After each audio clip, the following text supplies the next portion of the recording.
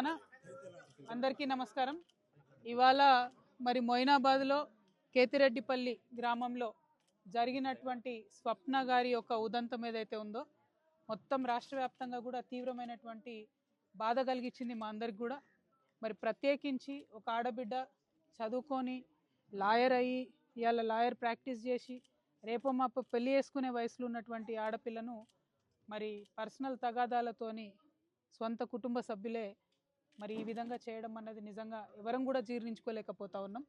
అయితే ఇక్కడ ఘోరం ఏంటంటే ప్రతి ఇంట్లో ఏదో ఒక లొల్లి ఉంటుంది, అది పక్కన పెడితే పోలీస్ వాళ్ళకి ఎన్నిసార్లు కంప్లైంట్ ఇచ్చినా వాళ్ళు పట్టించుకోకపోవడం అన్నది చాలా దారుణం.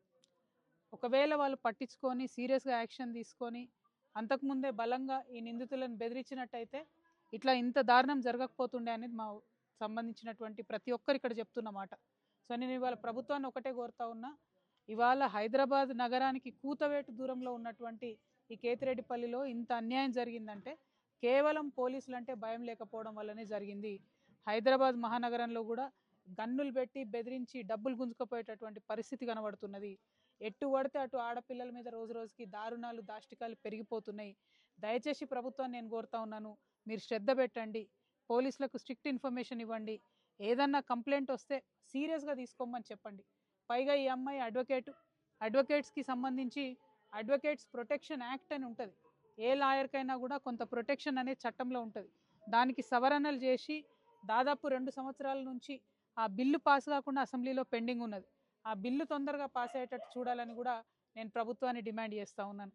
ఇక్కడ ఒక ఆడబిడ్డ మీద ఒక న్యాయవాది మీద జరిగినటువంటి దాడికి తక్షణమే సీఎం గారు స్పందించాలి. స్పందించి మరి ఏదైతే నేరస్తులు జైల్లో ఇప్పటికే పెట్టినారో వారికి శిక్ష తొందరగా పడాలి. ఫాస్ట్ ట్రాక్ కోర్టులో దీన్ని చేపట్టాలి.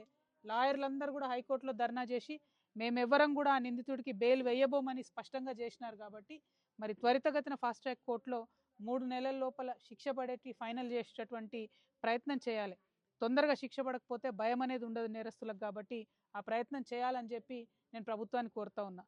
ఇప్పుడు ఆ నిందితులు 4గురిలో ఒక అతను ఆల్రెడీ ఇదివరకే హత్యానేరం కింద ఉన్నటువంటి వ్యక్తి అని చెప్తా ఉన్నారు. కాబట్టి మరి కఠినాతి కఠినంగా శిక్షించాలి, ఆడబిడ్డలకు భరోసా ఇవ్వాలని ప్రభుత్వాన్ని డిమాండ్ చేస్తూ మరి స్వప్న కుటుంబ సభ్యులకు పాపం ఇద్దరు కూడా చాలా ముసలి వాళ్ళు అయినటువంటి తల్లులు ఉన్నారు. వాళ్ళిద్దరికి కూడా వారి పక్షాన మేమందరం నిలబడతాం, గ్రామస్తులందరూ కూడా నిలబడతారు.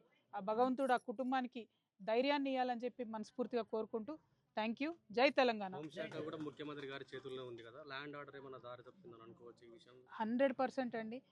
ఈ హైదరాబాద్ మహానగరంలో మొన్న అగ్ని ప్రమాదానికి గురై దాదాపు ఇప్పటి వరకు గత సంవత్సరంలో 22 మంది చనిపోతే హోమ్ మినిస్టర్ అయినటువంటి సీఎం గారు ఆయన్నే మున్సిపల్ శాఖ కూడా ఉన్నది, కనీసం ఒక్కరిని కూడా పోయి ఆయన చూడలేదు.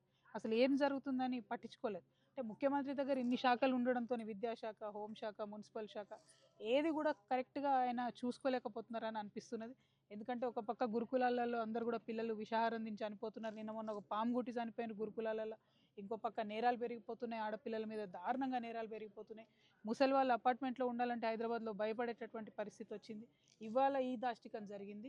అంటే పోలీస్ వ్యవస్థను కూడా మరి చాలా సీరియస్గా డీజీపీ గారు కూడా ఈ అంశాన్ని తీసుకొని మరి కంప్లైంట్ అన్నిసార్లు ఇస్తే ఎందుకు పట్టించుకోలేదు, ఆ అంశం మీద ప్రజలకు స్పష్టత ఇవ్వాల్సినటువంటి అవసరం ఉన్నది. పెండింగ్ ఉన్నటువంటి లాయర్స్ యాక్ట్ ఏదైతే ఉందో, ప్రొటెక్షన్ ఆఫ్ లాయర్స్ యాక్ట్, అది కూడా త్వరితగతిన పాస్ చేసుకోవాలి. వీలైతే ఈ బడ్జెట్ సెషన్లోనే పాస్ చేయాలని నేను ప్రభుత్వాన్ని డిమాండ్ చేస్తా ఉన్నాను. Thank you. జై తెలంగాణ.